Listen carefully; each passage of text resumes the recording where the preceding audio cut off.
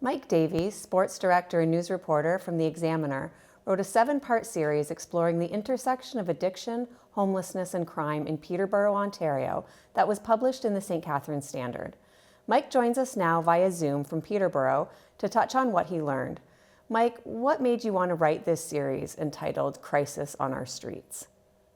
Well, I transitioned recently from being only a sports reporter to doing news. And, there were certain things that I had, seen enveloping in our community that I thought, if I was a news reporter, that's something I would want to delve into. And so suddenly I was gifted that opportunity. And quite honestly, I did an interview with our police chief, Stuart Betts, that was on a completely different subject. And we sort of went off on a bit of a tangent during this interview. And he started discussing a lot of his theories on, what we should do to deal with it. And he was proposing some ideas that were maybe a little bit out of the box or maybe provocative, things that I hadn't heard necessarily public officials saying. And I thought initially, boy, I got to get some response to this. So initially, I didn't realize it was going to be more than one story. I started reaching out to some people to get some responses, and as I was getting the responses, so many people were bringing up other parts of the equation dealing with the homelessness and the drug addiction problems that we're facing. And I just thought, wow, there's a lot here. We need to look closer at this. And so it sort of, instead of trying to cram everything into one story, I thought it would really only do it justice if we made it a series and looked at all the individual components of it that make up the conversation. Yeah, I wondered about that. I wondered if you had intended it to be a 7-part series when you started. Your first story was about a young woman named Cassie who died of a fentanyl overdose while experiencing homelessness. So I did wonder if that was a jumping off point for you. But what did you learn from speaking to her family? So it wasn't necessarily jumping off point initially. As I was getting into dealing with public officials and talking about the challenges that they're all facing and trying to deal with these issues and what some of the solutions are, I kind of thought to myself, well, I really need a story about somebody that has gone through this or has dealt with it or a family that's dealt with it to really kind of personalize it a little bit. And I was put in touch with Kim Willerton, Cassie Alexandra's mother, and she told me the story. And as soon as she began to tell me the story, I thought, this is how I introduce the topic. It's a pretty tragic and powerful story. And, I just felt that that was maybe the appropriate way to introduce the whole series. Yeah, so that story talks about, the reality of addiction. And there's, a question always, why don't people seek treatment? How do people get addicted in the first place? If somebody could just get a job, then they could get off the streets. But, what we learned was that Cassie really suffered with her mental health and struggled even with the support of her family to get help. And so how often are we seeing that where it's, people on the street? How often is drug addiction and mental health a factor in those who are unhoused? Yeah, and like we all pass people on the streets that are homeless that are asking for money, or we see them living in tents, and I think it's very easy to forget sometimes. It's terrible to say it, but I think it's very easy to forget that these are people with real stories that just didn't end up there by accident, right? And every one of them has their own unique individual story. And so in sort of talking to Cassie's mother, what struck me was the shortfalls in the system that failed this family, right, and failed this woman. And from the lack of support for mental health, that there's just not enough supports in place for people that are dealing with severe mental health trauma. And then when she ended up addicted on drugs, there wasn't the capacity for treatment to get her into a center or even in some cases, the willingness to tackle it, because she also had mental health, issues, and they want, you kind of have to treat one before you treat the other in some regards. And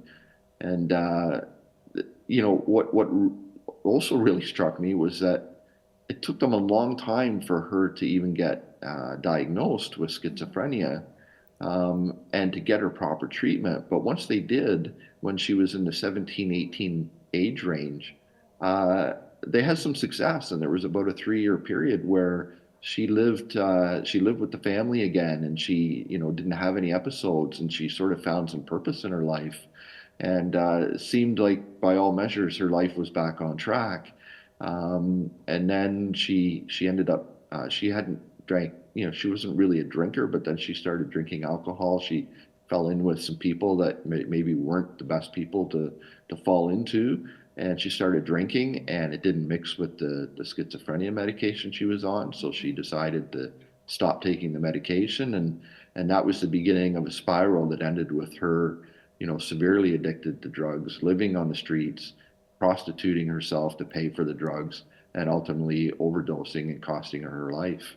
And it just seemed that it showed that when the right supports are in place, there can be success, but that there's just not enough of those supports in our society to really help the amount of people that are going through the problems that we're seeing.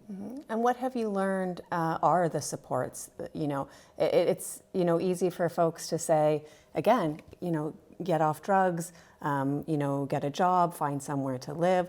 But the systems and the conditions need to be present in order to allow that to happen. So what are some of those things you've learned through the process of writing this that need to be present in order, for folks to get housed and be successful living independently? Yeah, just that, there's not enough treatment for one thing. The capacity in the system just isn't there.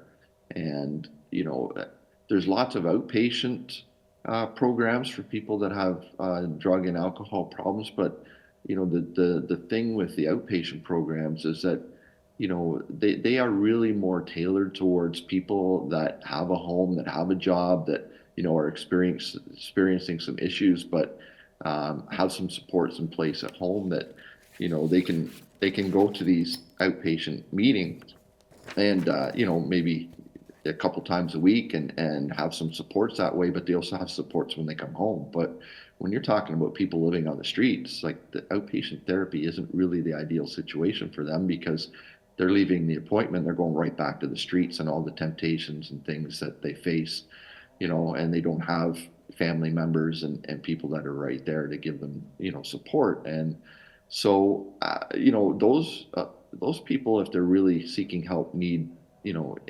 residential facilities. And there's just not enough of them. There's a handful of them in Ontario.